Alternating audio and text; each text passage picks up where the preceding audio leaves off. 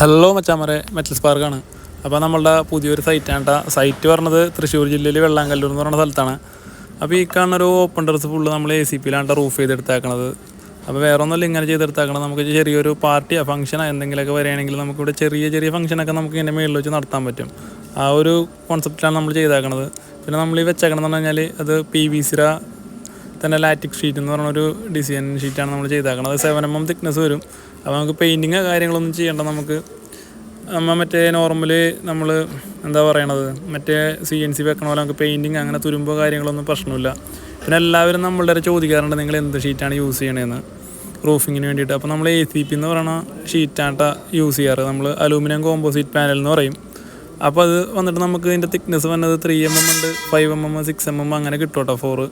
അപ്പോൾ നമ്മൾ യൂസ് ചെയ്യുന്നത് വെച്ചാൽ 3mm തിക്നെസ് ഉള്ളതാണ് യൂസ് ചെയ്യാറ്. ഇതിൻ്റെ ലെങ്ത്ത് വന്നിട്ട് നമുക്ക് 8 അടി കിട്ടും, 10 അടി കിട്ടും, 12 അടി കിട്ടും കേട്ടോ. വിട്ടെല്ലാം 4 ആയിരിക്കും വന്നത്. അപ്പോൾ നമ്മൾ ഫോർമാൻ എന്ന് പറയുന്ന ഒരു ബ്രാൻഡിൻ്റെ ഷീറ്റാണ് നമ്മൾ യൂസ് ചെയ്യാറ്. 10 years വാറണ്ടി ഉണ്ടാവും. വിത്ത് വാറണ്ടി കാർഡ് നമ്മൾ കൊടുക്കാറുണ്ട് കേട്ടോ. അപ്പോൾ അവർ കമ്പനി പറയണ പോലെ നമ്മൾ ഫ്രെയിം ചെയ്തിട്ട് കൊടുക്കണം. പിന്നെ നമ്മളെന്ന് പറഞ്ഞാൽ നോർമലായിട്ട് ഷീറ്റിൻ്റെ കളർ നമ്മൾ താഴ്ത്തോട്ടാണ് ഇടുന്നത്. നമ്മൾ കമ്പനിയിൽ എല്ലാം ചോദിച്ച് അതിൻ്റെ എല്ലാം മനസ്സിലാക്കിയിട്ടാണ് നമ്മൾ അങ്ങനെ ചെയ്യണത്. അപ്പോൾ അവർ ഇതിന് വേറെ ഇഷ്യൂ കാര്യങ്ങളൊന്നും ഇല്ലെന്ന് പറഞ്ഞ് അപ്പോൾ നമ്മൾ കളർ താഴ്ത്തോട്ടാക്കിയാണ് നമ്മൾ ഇടാറ്.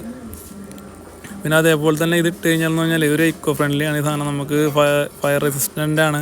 അതേപോലെ തന്നെ മഴ കാര്യങ്ങളൊക്കെ വന്നു കഴിഞ്ഞാൽ സൗണ്ടും കാര്യങ്ങളൊന്നും ഉണ്ടാവില്ല കേട്ടോ. മറ്റ് ഷീറ്റുകളെ അപേക്ഷിച്ച് സൗണ്ടും കുറവായിരിക്കും. അതേപോലെ തന്നെ ചൂട് താഴത്തോട്ട് ഒട്ടും ഉണ്ടാവില്ല. അലൂമിനിയം ആയതുകൊണ്ട് താഴെ എത്ര വെയിലത്താണെങ്കിലും നമുക്ക് ചൂടുണ്ടാവില്ല ഇതിൻ്റെ അടിയിൽ.